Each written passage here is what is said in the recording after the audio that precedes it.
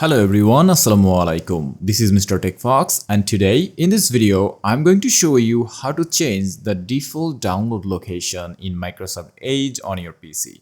If this helps, please subscribe this channel.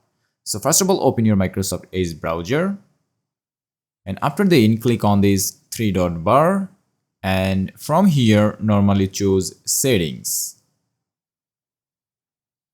And now click on this left sidebar again and go to Downloads.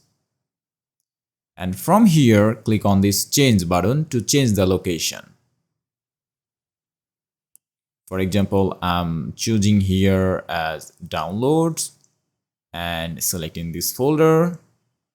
And from now, every time I download a file, it is going to be saved into the folder named Downloads.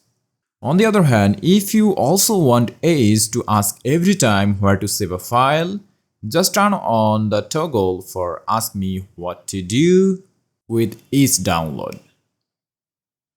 That will allow you to choose a location every single time whenever you are downloading a file. So that's all about today's video. If this helped you, please consider subscribing to this channel. Allah Hafiz.